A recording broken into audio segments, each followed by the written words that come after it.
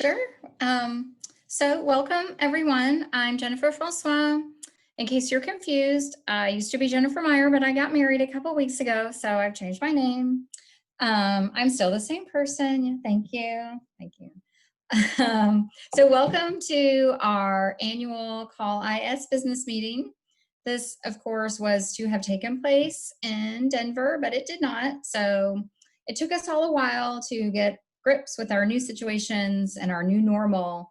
But with the help of Marta and Heather and Maria, we were able to get this meeting prepared for you guys today. And I just want to apologize on Maria's behalf. She had an emergency situation come up yesterday.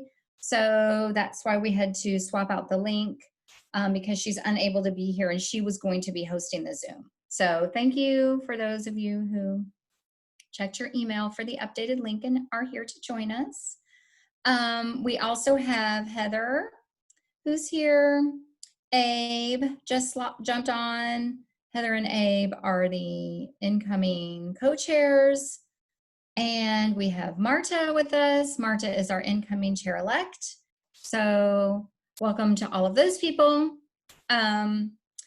Should I introduce the other people present, the additional leaders, or are we good, Heather? What do you think?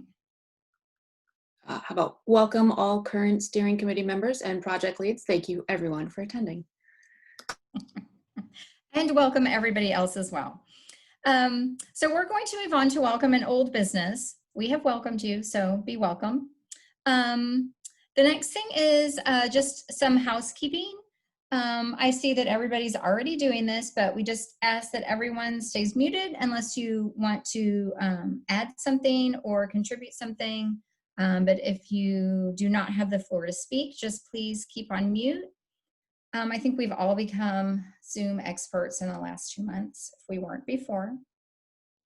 So let's move on to updates.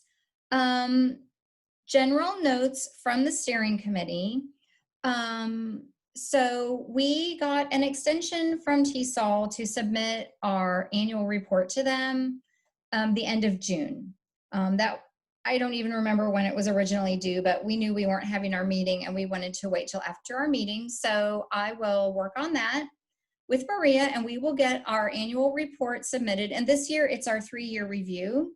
So we have to fill Tesol in on the activities we've been involved in over the past 3 years. So Maria and I are going to take care of that for us.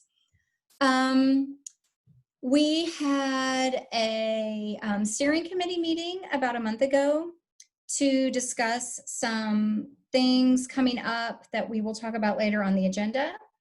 But just some housekeeping things that didn't get discussed at the meeting in Denver we needed to take care of. So we had a quick one of those. And we have a new Tesol board liaison. Crystal Brody contacted me. Also, it's been a couple months ago to say that she was taking over as our Tesol board liaison.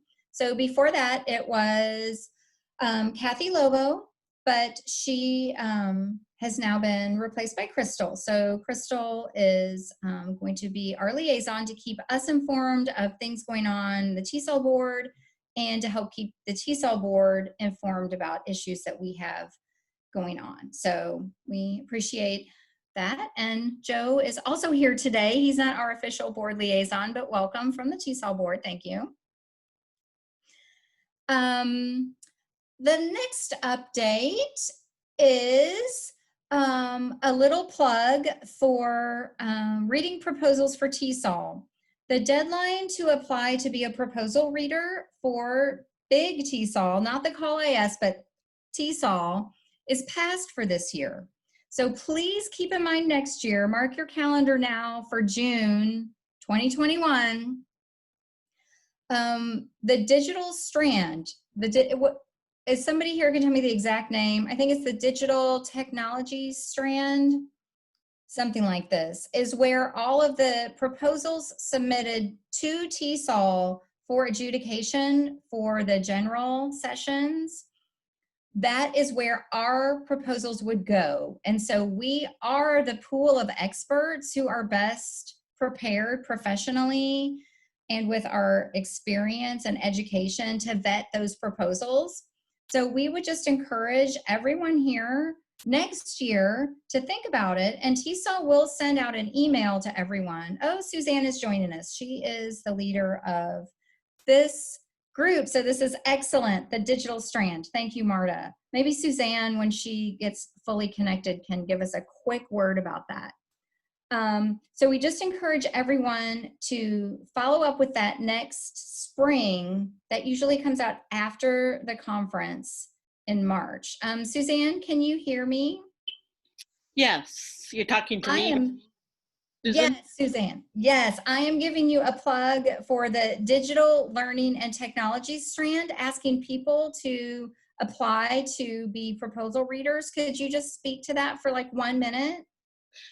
Yeah, and I'll even say more than that. I mean, they'll come out too, either at around the conference time, maybe a bit before, to also apply to be strand coordinators. And you know, every year so far, there's only been a few applications, and I think it would be lovely if we could have more applicants as well to perhaps be a coordinator. You know, it's not a direct relationship. The computer assisted language learning intersection is not the same as the strand, but we need that expertise. We definitely need the expertise of this intersection in the strand. And then I would say yes, also for the proposal readers. You know, I know people, when you sign up, you can say you have applied or that you have expertise in different things, but it would be great to, I mean, it used to be like you could say which strand you want to read for. And I would say, you know, please, you know, please say that you would like to read for the digital strand. At this point, I think they're only using your primary choice.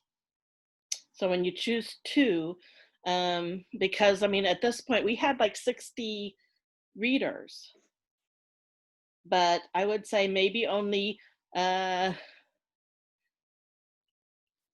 to 15 were names that I recognize from the intersection. So we could definitely, I mean, there's still lots of people who have expertise, but I think that would just be a great way for our members to contribute as well to helping decide what goes into the program. And Jennifer, I want to say, I don't know if you already mentioned, but be very careful with name changes or email changes or things like that, because, you know, the computer system can only go by like whatever in the system. And when they moved to a new platform this year, and it didn't recognize some of the names of people who had like three people that had read for us before. And so, yeah. If there's any question though, I mean, I'm still the lead, and then there are two other people who are assistant coordinators this year. Is that enough? Perfect, okay. Suzanne, thank you. You came on right at the exact right moment. But sorry, it's 1 a.m. here, so yeah, I was taking a little nap and was getting up, but I thought, yeah, I'll try to be here. Don't expect me to be too coherent this time though.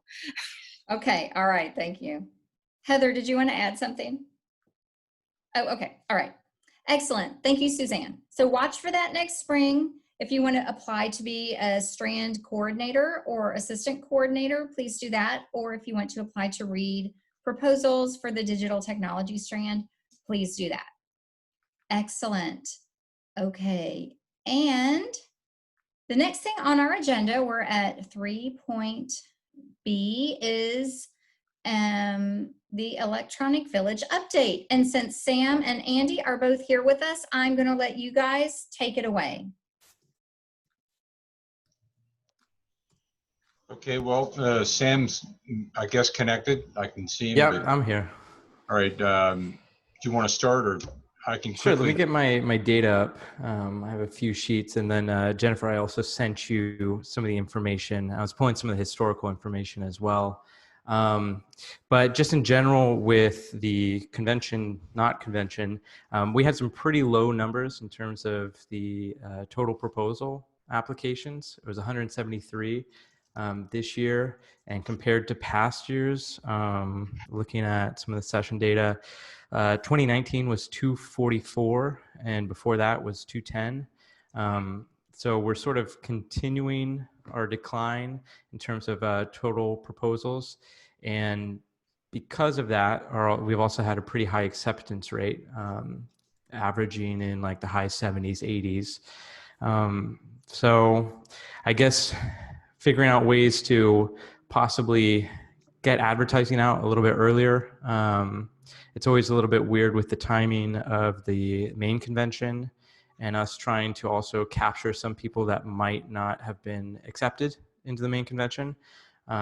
So we'll just need to be a little bit creative in terms of getting the information out early enough, but not being competition with the main Tesol convention. And I think that might go hand in hand with the kinds of changes that we've been proposing, that we were proposing for 2020, and that will carry over into the next year.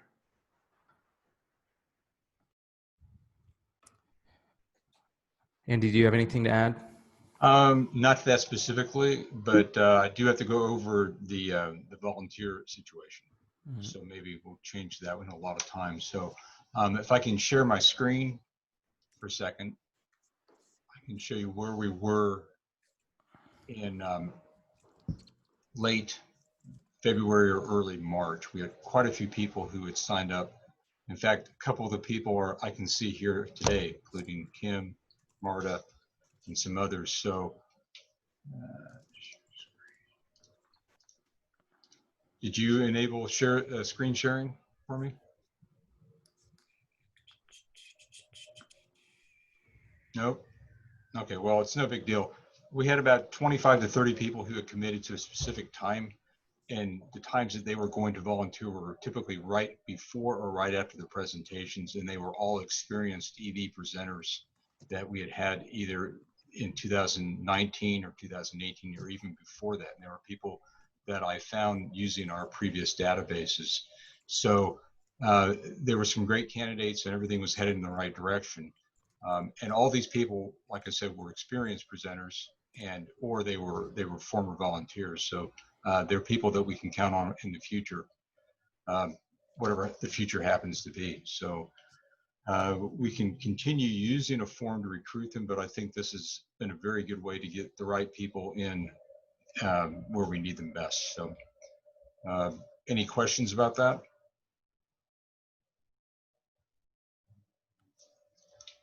Nope, that sounds good. Thank you, Andy and Sam. Usually this would be more informative, this section, but since we didn't actually have an EV this year, thank you.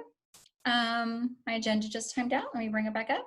I think next is the Electronic Village Online, and I saw Christine Bauer Ramazani join us. Christine, are you available to share your report?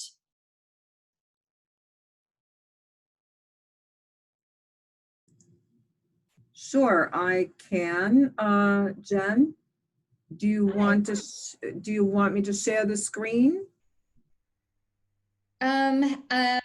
If Heather, can you speak to that? Sure, it is.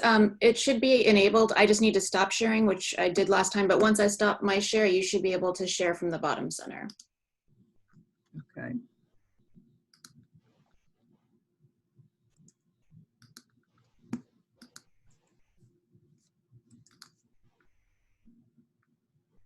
Okay, let me find it.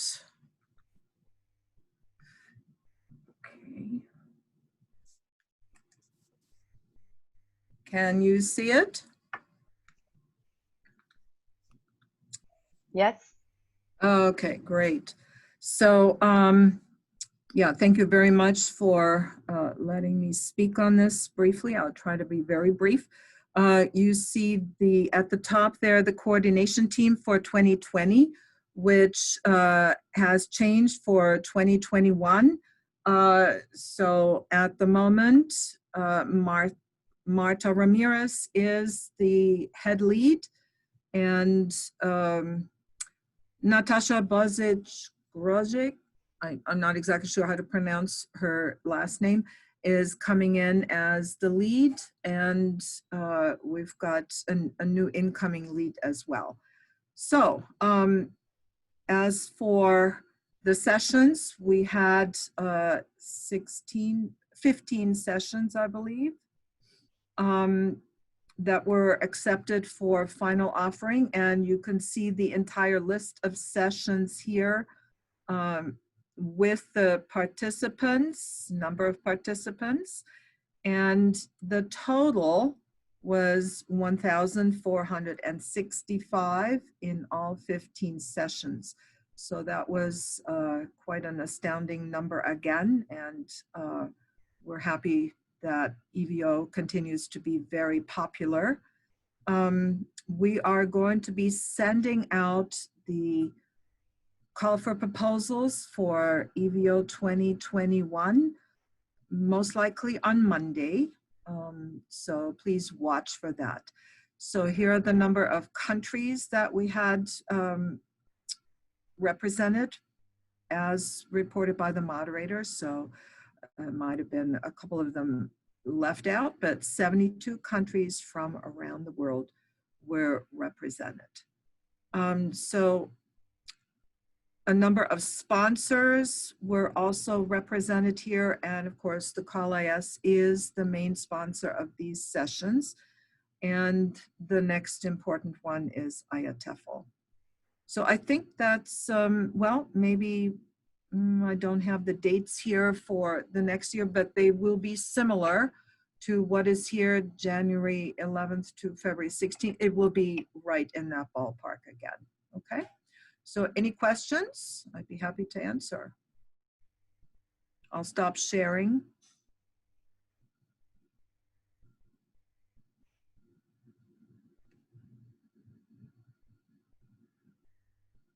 I just wanted to hop on and say thank you very, very much for all of the work that the team has done, and this involved Carolina, Marta, Natasha, and of course, Christine Barrow-Ramazani, who's been a co-founder and with the Electronic Village Online for years. We are a bit disappointed that we didn't get to celebrate the 20th anniversary of the founding of the EVO at Tesol this year, but that doesn't diminish the impact that this program has had for 2 decades now. So congratulations to everyone involved. Thank you for the amazing work. And I do see a lot of new names showing up in our participant list today. So welcome everyone. If you're new or newer to the CALIS, the Electronic Village is a series of, as she said, Christine mentioned, 15 sessions this past year, but they're 5-week free asynchronous open courses related to different aspects of professional development. This year we had everything from grammar in Tesol, teaching young learners, working with Minecraft, and in my mind, these are some of the original MOOCs. So definitely kind of a cutting edge concept considering it's been around for 20 years. So congratulations everyone for their involvement. And if you want to check out any highlights, some of the sessions that were planned for 2020 were shared by the EVO team, and you can find those videos here on the CALIS YouTube channel. Here in the center, you can see we've got 3 different videos of quite significant duration. So you can kind of surf through those and get a feel to see if that's something you would like to participate in next year, or maybe you'd be interested in putting in a proposal to host a course. So thank you again. Okay, excellent. Thank you, Christine, for sharing with us the progress and success from this year. And of course, we hope that we can continue that next year. And yes, hopefully we can have our 20th/21st anniversary next year in person. Excellent. Okay. The next thing on the update list is the newsletter, our CALIS newsletter. And since we have Suzanne with us, Suzanne, can I ask you to speak a minute or two about the newsletter? Sure. Larry is not able to join us today, so I'll talk a little bit about what's going on with the newsletter. So those of you who are new and joining us, the newsletter is something that we do twice a year. We usually try to do a pre-convention newsletter and a post-convention newsletter, and right now we're working on our post-convention newsletter. The deadline is coming up on June 30th.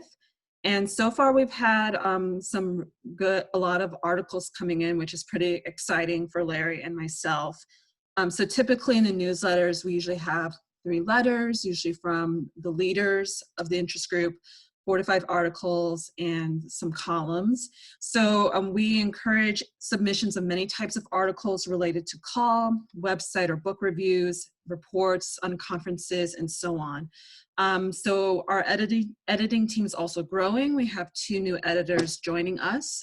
So many ideas come from the conference or maybe what you see on Facebook and Twitter and so on. So if you have any suggestions or ideas or questions, you can send them to Larry or to myself. So next week will be a busy week for us as we are still trying to get everything together. Christine, you just wrote a message. Yes, you can still get an announcement for the call proposals. Thank you, Suzanne. And we're going to put a link in the minutes for people if you want to contact Larry or Suzanne with a question, or if you have an article submission, then you can pass that on to them and they will tell you further information that you need to know. Excellent, thank you. Okay, that is it for our steering committee updates. We are still going to talk about some other things that we have been working on coming up in the past year's activities. So if you haven't spoken yet, please give us a second. We might address your point coming up. We would like to move on now to our elections. Heather, you are going to talk about that, yes? Yes, thanks. All right, so this is the first time we conducted electronic elections for the steering committee members. We did that with the support of the Tesol system, and it worked quite smoothly from the steering committee's perspective. We also had, I would say, excellent turnout from the interest section overall. We had 171 members voting, and that was about a 20% turnout of the entire registration of members in the My Tesol community for Call IS. So I would say definitely on the advantage front of the electronic elections is we definitely get a wider reach and representation of Call IS members than those who might be able to attend the physical conference.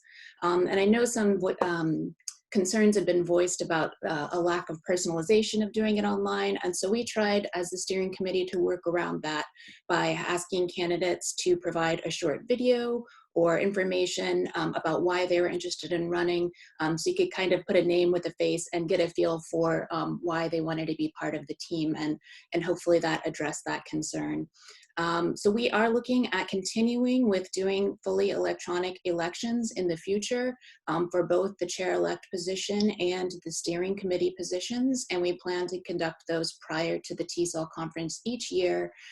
So those coming into a position will be able to liaise with their outgoing counterparts at the conference, assuming we have in-person interaction options in the future. And we are also able to save time during this meeting, allowing us to dedicate some more time to IS business. So that was the steering committee vote in May, was to go ahead and proceed that way with elections in the future. And on that note, I do want to say a huge thank you to our outgoing she was our current past chair for this year, who served 3 years in the chair cycle, Christine Sabier. We really, really appreciate your dedication to this community, Christine, all the work that you put in with organizing the proposed modifications to the electronic village this year, even though unfortunately we didn't get a chance to execute them. So thank you for your time and support and dedication, not just as a chair, but as a member throughout the years. I know you're one of the longtime members of the interest section, so we appreciate everything that you've done. Thank you very much. And Can I add a comment to that? This would be the point too, if we were at the conference in our meeting, where we would have you come up, Christine, and we would have this amazing gift to give you. And so we can't give it to you. And I'm hesitant to mail it because I mailed something to my in-laws in southern France back in mid-March, and they got it last week.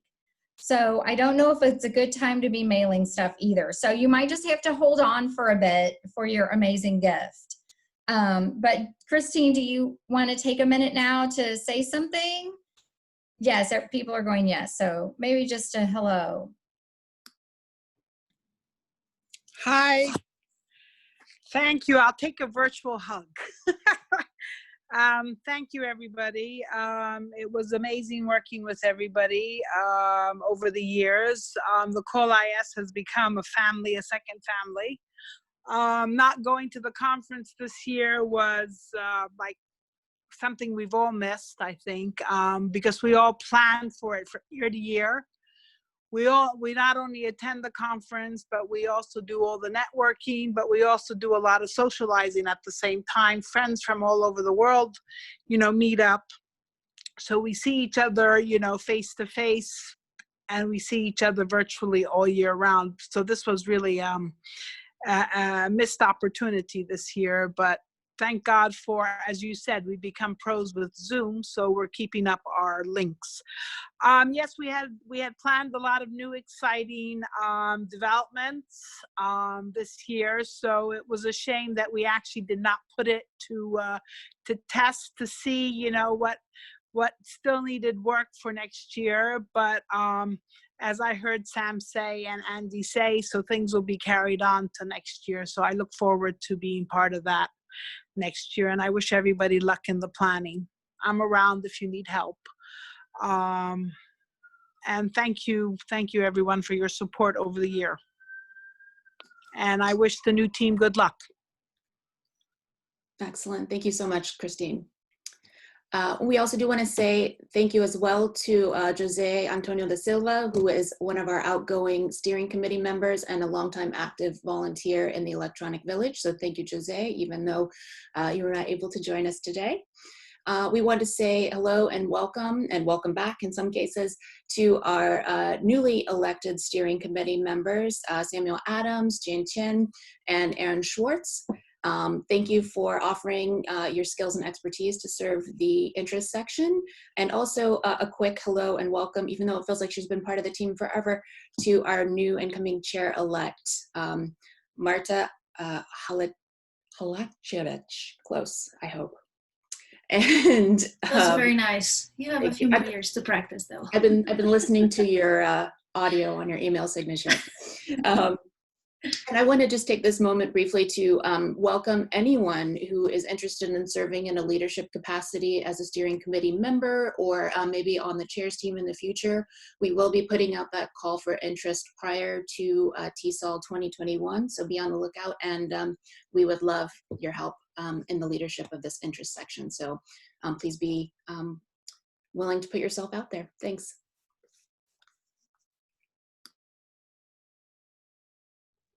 Hi guys, I just joined. Crystal here. Okay, welcome.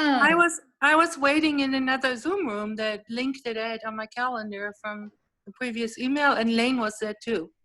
Yeah, me. I'm here too. Oh, hey, thanks. Crystal, you missed it. We introduced you earlier. So everybody, this is Crystal Brody. She's our new Tesol board liaison for the Call IS and the Tesol board. So that's who I was talking about earlier. So hi, Crystal, welcome. Thank you. Hi. I also wanted to add on to that. So if you're following along on the agenda, we're at 3 elections update and, oh, sorry, now it's a 4 elections update, 4C, which is interested in serving in the future. And Heather mentioned serving either on the leadership team or the steering committee. But we are also always looking for people interested in helping out with the Electronic Village sessions. So if you're also interested in that, you can contact me or Maria, who is not here today because we will be coordinating the Electronic Village next year. So we're also always looking for people to volunteer to help out with those, coordinating those different session types. Okay, so now we are moving on to our past year's activities. Our highlights and successes. One thing we really want to highlight is the webinar team that has been led by Mary. And I just want to say it was a challenging year because we've changed platforms or we discussed platforms numerous times, but Mary was very brave and adventurous and willing to branch out and try new things. And yeah, I'm going to let Mary talk about her journey with the webinar team this year. Mary, take it away. Thank you very much. Hello, everyone. Well, I'm very happy with the results of these 5 webinars we had in the last year, in the last 10 months, because our first webinar was in July with Nick Peachy, and the last one was in April. So it was 10 months and we had 5 webinars. We had many inconveniences with the platforms because of the change of the platform we were using before, and then we had to add OBS and Zoom. So I mean, it's been very hard using 3 platforms at the same time for broadcasting our 5 webinars. I mean, it's been crazy. That's why I'm going to ask you at the end what I would like to do with this. So I would like to tell you that Tesol Liaison has gained 1,034 subscribers in the channel, in the YouTube channel, because of the webinars. And most of these subscribers are from February 2020 on, so in the last 3 months or the last 4 and 5 months. And I mean, we went from 205 views to 1,383 views. And okay, only in the last webinar we got 108 new subscribers. And yes, I think we have had, I mean, very good results with this. I mean, many people enjoying the webinars. Many people wanted to know when the new webinars we're going to be. And well, I thank you very much, my team, the webinar team, in which I have George, who I think it's arriving, and I also Christine Xavier was also in the team. Shams, who is not here, I think. I'm not sure where he is. I don't know if he's part of my team now. I would like to know if who continues with my team in the webinar to see if we can arrange things. And I would like to propose, just because it's hard to manage 3 platforms at the same time and moderating at the same time, in my case. So 4 things that I have to pay attention to. I found a new platform called Go Brunch. And I knew about it yesterday because Nick Peachy started a series of webinars, and he's using Go Brunch. So I went into the webpage to look for it. I mean, it's free. It allows up to 500 people in the webinars, and I think it's, I mean, it has good reviews. And if Nick Peachy is using it, I think must be a good one. Otherwise, I mean, so I don't know if I can change it, or if you suggest, because my concern is I don't want to lose those subscribers from YouTube, and that's important for the Liaison. So I don't know what your opinion would be about that, and let me know, please. And thank you very much to all of you.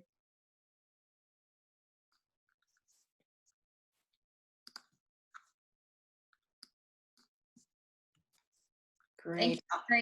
Thank you so much. Heather, were you gonna say something? Sure. I was just gonna say thank you, Mary. I mean, I would definitely mark webinars as one of our highlights of the year. You and the team have put in so much work, and as you said, dealt with a lot of challenges along the way, but the outcomes have been excellent in terms of outreach, especially not just within the call IS, but beyond as well. So we appreciate the work that you've done to find amazing presenters, and also just to get the word out, using some of the platforms, working with the communications team, trying to increase our advertising reach as well. So thank you so much.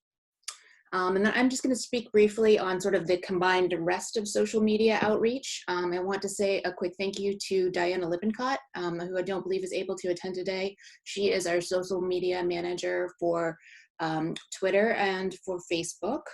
And also to Kim Andrus and formerly Tom Robb, for their work on the Call IS website. And you will see at the bottom of the agenda, and I'll share the agenda link here in a moment, you can find more information about us at all of these different media outlets and information sources. We've got information about how to get to the newsletter and the EVO as well.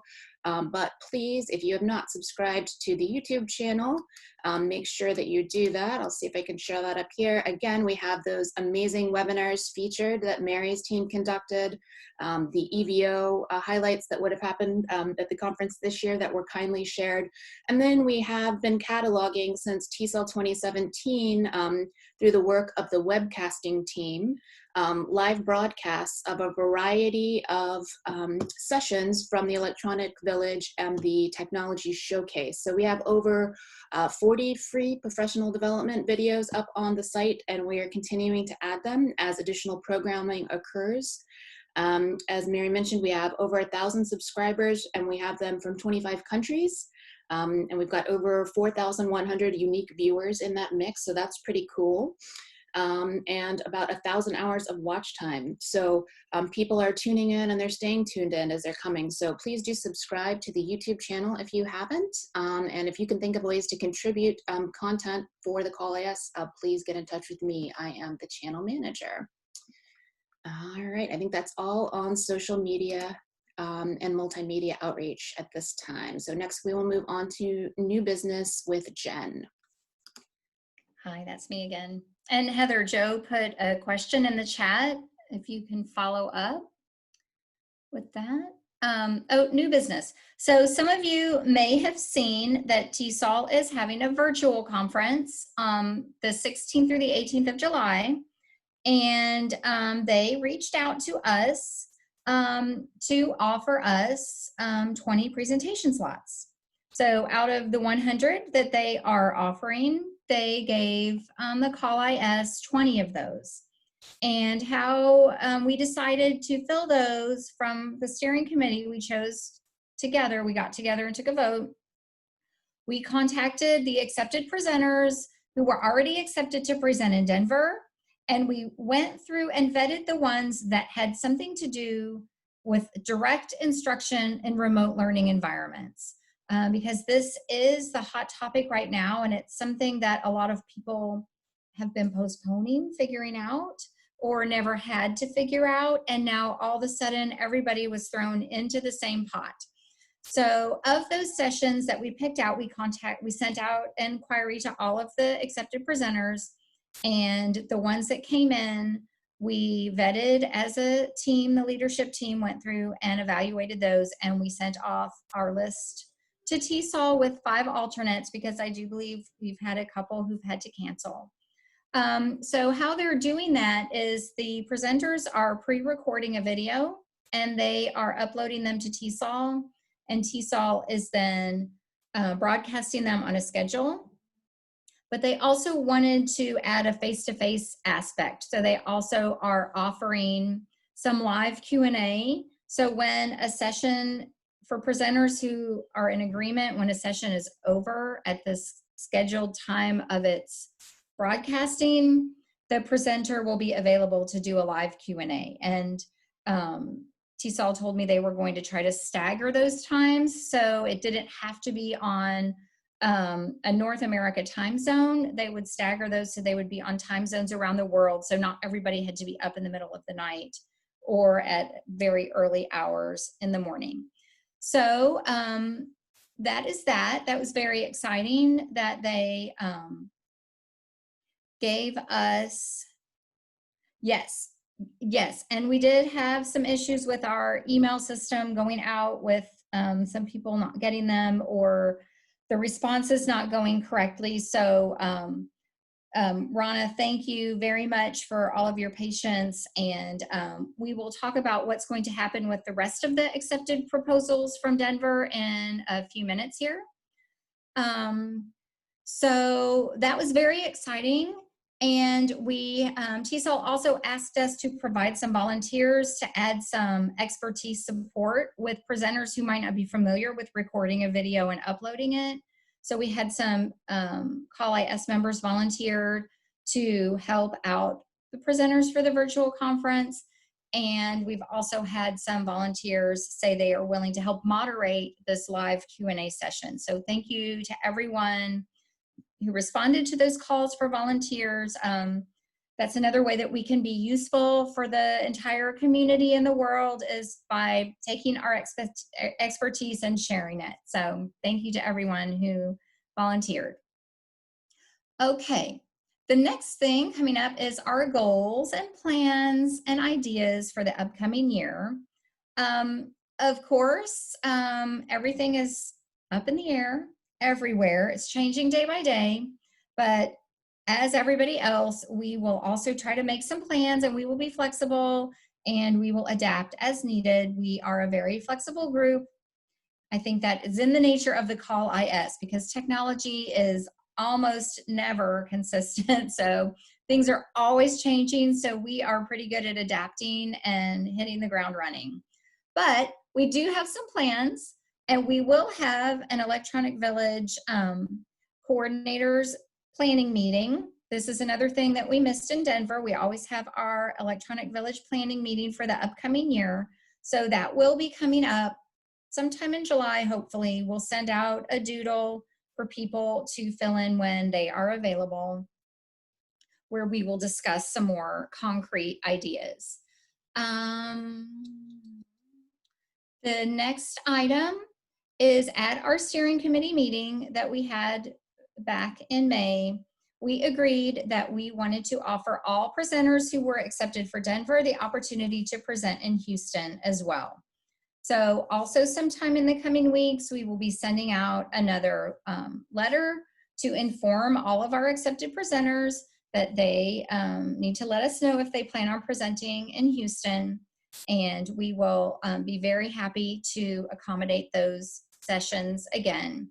Also, for those who were invited to present at the virtual conference this summer, that does not exclude you from also presenting in Houston. Everybody who was accepted for Denver will receive the invitation to present in Houston. So even if you're doing the virtual conference, we still want to give you the opportunity to present in Houston, either face-to-face or remotely, however that turns out to happen next year, because we don't know what's going to happen between now and then. We are also going to continue the ideas and expand on those that were generated this year for modifying and updating and improving the events that are offered by the Electronic Village. And we will be forming an ad hoc committee to focus exclusively on these types of items. So also in the coming weeks and months, we will be reaching out to people and looking for volunteers to join this committee for people who have ideas about moving the EV forward. And now, considering the changes that we didn't even know were coming, yes, so yeah, lots of things. So that's coming up. So we want to continue with our push to modify and improve the Electronic Village. So we are going to form a special committee that is dedicated to working on that. And we are going to have an emphasis this upcoming year on lessons learned from the immediate worldwide switch to online or hybrid instruction. And I don't know, I'm sure it's affected all of you in similar ways, but digital equity, the equitable access to reliable internet or to electronic devices to connect to the internet, and how we can help bridge those gaps or help increase or improve the equity or manage a different way by still providing equitable access to instruction to all of the people who are involved, and also equitable access to professional development for the instructors. All of these issues we want to focus on in the upcoming year. We also want to look at some things such as equitable access by minority group, or equitable access by a rural-urban divide, or equity access by poverty divide. We really want to focus on this, making digital access more equitable as we're moving forward. And another plan that we have moving forward, and I don't know, maybe if Sam wants to help speak to this, but just as my experience working with the proposal system that we use for the Electronic Village proposals was very frustrating this year. And we are going to try to look at some ways of improving that, improving the ability for communication. Some of you here today have in-person experienced some communication problems with the way messages are distributed using that system. And we just want to find a way to make it more efficient to use and less programmer heavy. Sam, I don't know if you want to say a word or two about that. Yeah, I think, the system was built. I can't speak to when Justin actually started to build it up, but it sort of has layers on top of it since maybe 2014, 2015. That's at least what some of the database tables say. And I think since we've been sort of growing and evolving and the structure of the Electronic Village has changed, unfortunately, our proposal system sort of reflects how things were done in the past. So I definitely think, Jennifer, you're right. We need to identify, maybe we just need to reevaluate what are the things that we want out of a system. What do we want it to be able to do? What are the important priorities for that technology? And then look and see if the current system is satisfying those priorities.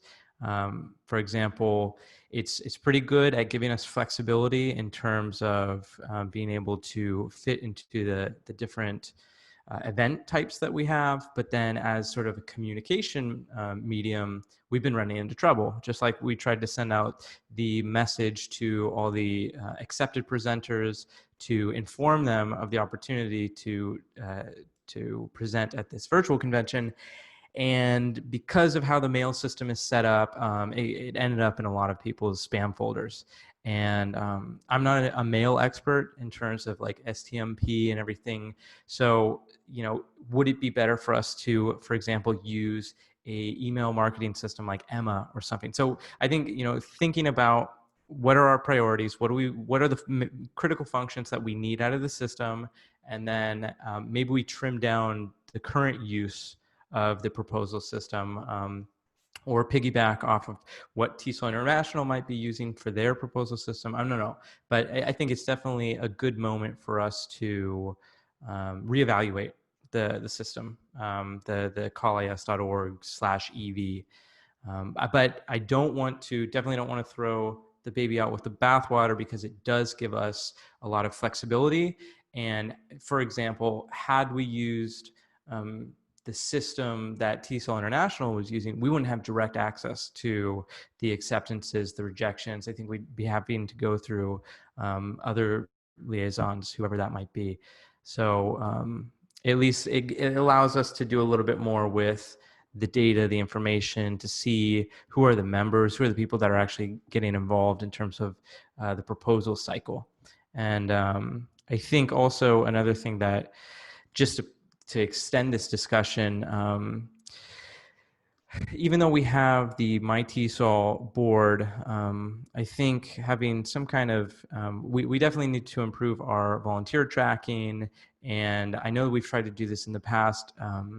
actually people who are coming through the electronic village, capturing their information, whether that's through like a QR code that they're scanning. So I know this has been attempted before, but maybe as we're having a discussion about what to do with the current proposal system, that could also go into that consideration. Excellent. Thank you, Sam, so much. Andy, did you want to contribute something to that as well? Yeah, one thing that I think needs to be pointed out is there were people who didn't know they'd been accepted, or they didn't know that they were put on standby. And when I followed up with them individually, I found out then that they were not coming because they never got a notification. And so some of those people were wanting to come, but it just all fell apart, and part of it was communication. However, as Sam said about the way the system is, there really is a lot of flexibility, and we can dig up a great deal of information about people and get in touch with them. So I think, as he said, don't throw out the baby with the bathwater. There's still a lot there. I mean, I use it a lot. So. Excellent. Yes, definitely. It's an amazing creation, and it does give us the flexibility to do the things that we need to do with the information that we're collecting there. But we need to improve on the communication bit. And I think, Aaron, you might have some ideas about that. Yes? Well, actually, I was a person that experienced the mail issue because, like, I think I had an accepted presentation and I didn't know about it for quite some time. I think until Andy reached out to me. Yeah, I just put a question to everyone in the chat. I just asked if the mail issue were resolved, would the system then meet our needs? Because I'm just trying to determine if the mail issue is the only issue, or again, or if we need to throw out the baby and the bathwater.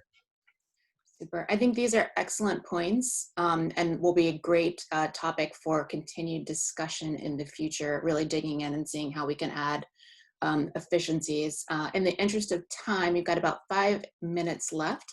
So I think we're going to go ahead and move on. We have just a few more items in the agenda to cover. But thank you, Sam. Thank you, Aaron. And thank you, Jennifer, for covering those things that are in store for this next year for the team. Before we open up the floor for comments or questions from you all today, I just want to, on behalf of the leadership team, say that we are actively seeking volunteers, and we are going to do that this year using a Google form. There's a link to that into the agenda. I'll pull it up here to show you all again. I can share the link to the form here in the chat. Volunteer form. We are going to be asking you all just to share a little bit of brief contact information about yourself. And then we have outlined a number of ways you can work with the IS. And this includes volunteering with the Electronic Village and Technology Showcase, which has been a traditional way of volunteering, but also supporting some of the other great efforts that you've heard about today, including maybe working with Mary on the webinar team, working to do some webcasting from live conventions, and populating some of those videos that go up on YouTube, contributing to the newsletter, also working on social media outreach, web design, doing other things on that aspect, doing some behind the scenes convention support. And this could be related to what we just talked about with improving the convention, or excuse me, the proposal system, and things like that that make the Electronic Village and Technology Showcase run smoothly, both in the planning and execution. Maybe you have contacts with other interest sections or other international organizations that would make sense to, I thought I did that, Christine, I sure will. Excuse me, that will be good people for us to, groups for us to collaborate with. Or other ideas you might have. And I will also add Electronic Village Online on there. So if you are a current event lead, just know that the steering committee is collecting this information, and we plan to set up a volunteer liaison that will also coordinate with Andy Bowman, who's been doing our Electronic Village volunteer coordination. So we can make sure that volunteer submissions, when people kindly volunteer their time, that they are acknowledged and that they're referred to the proper point of contact for each function within the IS. So that is all I want to say about that. I think at this point we will open it up for any comments from the floor. If you would like to speak, if you could just use the raise your hand icon, which should be, sorry, I'm sharing my screen so I can't see it myself, but should be sort of in the bottom center of your screen. But if you have a comment to add, or you can just let us know in the chat, either way.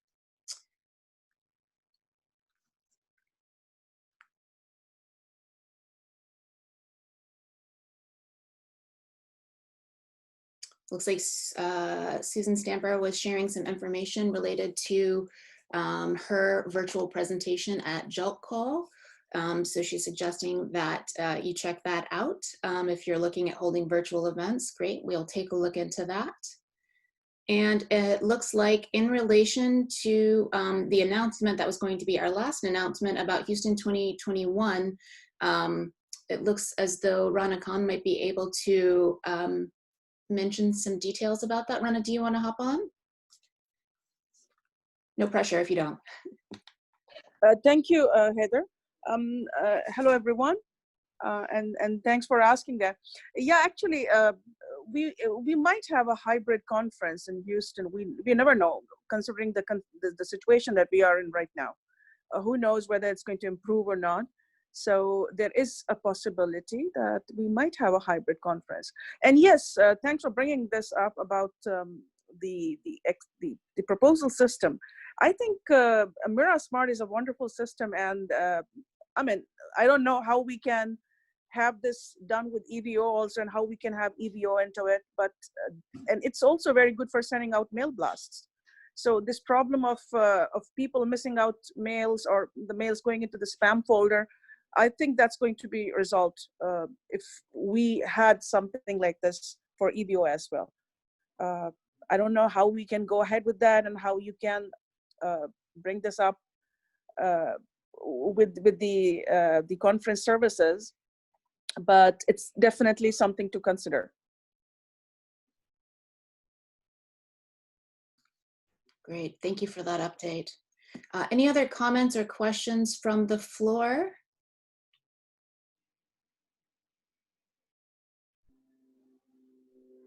Excellent, I am happy to report it is 59 minutes past the hour, so you have 1 minute if there's anything you'd like to say.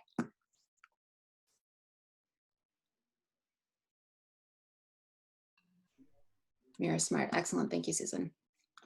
Well, hey, this is Joe McVeigh, and along with Crystal Brody, I'm a member of the Tesol Board of Directors, and we would just like to say thank you to all of you who have been working so hard for this intersection, and for Tesol, and for our members, and consequently teachers and students, especially in this particular era.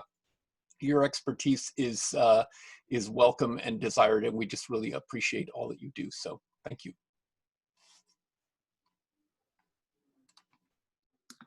All right, I will turn things back over to Jennifer to make closing remarks and to adjourn the meeting. Excellent. Crystal, did you want to add something to that? Yeah, I just wanted to say, same as Joe, thank you. But I have one more year on the board, and I'm going to be back at call if you want me. Whatever I can do and whatever I can help you with, you know, I'm your board liaison, and just shoot me a message, okay? Excellent. Thank you, guys. Okay, well, if there is no other new business or nobody else wants to contribute any comments, please check back for the link to the recording.